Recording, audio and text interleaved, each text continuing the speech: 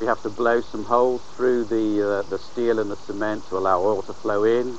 We sort of create like a syringe tube. We put this piping through, suck it out, comes out through the tubes into those storage tanks. The zone we're looking at is 700 meters. We're not allowed to frack above 1,000 meters, so it's not possible in any case. For me, the most important thing is that you, associated with your oil supplies, you create a lot of jobs and you also create a lot of wealth for the country. And today the Green Party leader Natalie Bennett was invited in to see the project's progress. Hello. Mrs. Bennett, would you like to come inside? No, I'm afraid I haven't got time in terms of that. Cheers. Okay, all right, thank you very much. Cheers, thank you. Thank you. The protesters welcomed her support. What's the purpose of your visit here today? Well, I'm here today to show support for the people who are protesting against the drilling here. They're saying no drilling, no fracking. And one of the things I'm focusing on today is very much the global issues. The fact that we know we have to leave at least 2/3 of our known fossil fuel reserves in the ground if we're going to avoid catastrophic climate change. That's the International Energy Agency saying that, not just me. But there's also, of course, very much local concern about the local environmental impacts. And there's also concern nationally about the fact that we are subsidising fossil fuels by about £400 per person per year. That's based on IMF figures. We shouldn't be heading in this direction in Britain in 2016. What we need to do is be investing in renewables, investing in energy conservation, and the people here today are really expressing very strongly their feelings, and I'm here to support them. The company are saying they won't frack. Fracking can only happen 1,000 metres down. They're only going 700 metres down, so it's impossible for them to frack anyway. What would you say to that? Well, I think the thing is, what we're doing is we're talking about drilling for fossil fuels. That's the starting problem. But of course, when we know that the current oil price is at $30 US a barrel, many people, established producers, are struggling at that price. So it really doesn't seem to add up to claim that they're just looking for conventional oil here. People are very concerned, rightly, and you're hearing lots of support from passing motorists. People don't want any kind of drilling here, but they're understandably concerned about the potential for fracking. And if we don't drill, then we don't have to worry about fracking. I think there is some concern from the local residents that we could end up with a Balkan situation, and many protesters, some would say causing a lot of trouble locally. What about that? Is this the way forward?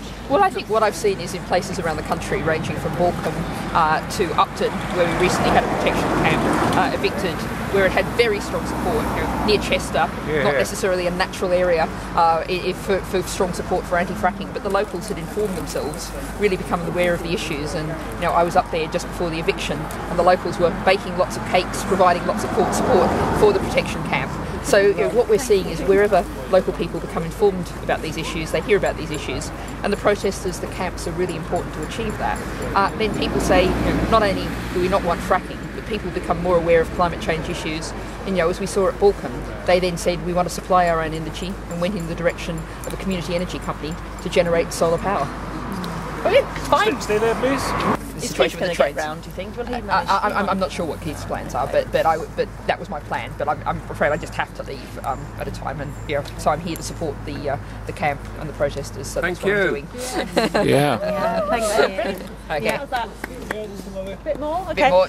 So you're hoping that maybe are you wanting a bigger protest here, or is this enough? Or? Well, I think what we will see is naturally this will grow. Yeah. I mean, I'm hearing from the fact that this virtually started with a couple of people, and one of the things we're seeing is people are coming from around the country and getting together and supporting each other's protests. Yeah. Balkan was really where it started. In Balkan there were people from Wales, there were people from up in the northwest and northeast, and that's where people got together, got to know each other, and that was a really useful, supportive thing.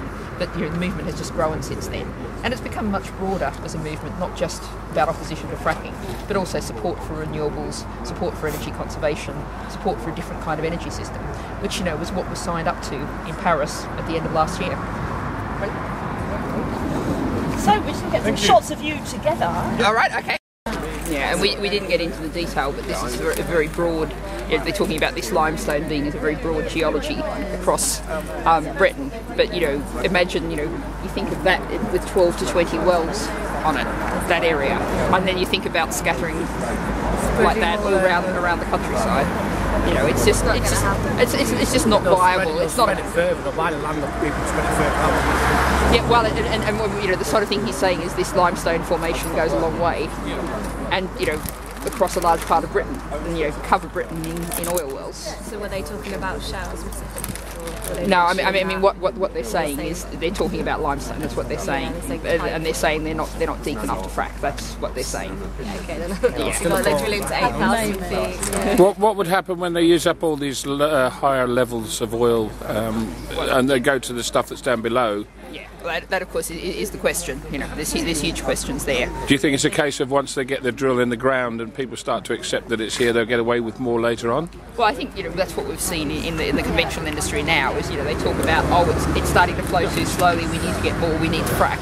I think what we need to do is seriously ask ourselves, a month after 194 countries reached agreement in Paris about how to reduce carbon emissions, we need to have a serious conversation about what to do with that billions of barrels of oil. Do we want to take it out and make the problem worse? And what this government needs to do is to make sure it's taking full account of the potential of renewable energy, because that's happening in other parts of Europe. People are actually seeing the value of that, getting energy for free, and getting low carbon energy. Oh, brilliant, that's perfect. It's all right. That's brilliant. We need to go in. Thompson's gone in, we need to go in. Okay. Thank you very much. Nice to see you again. Nice to meet you.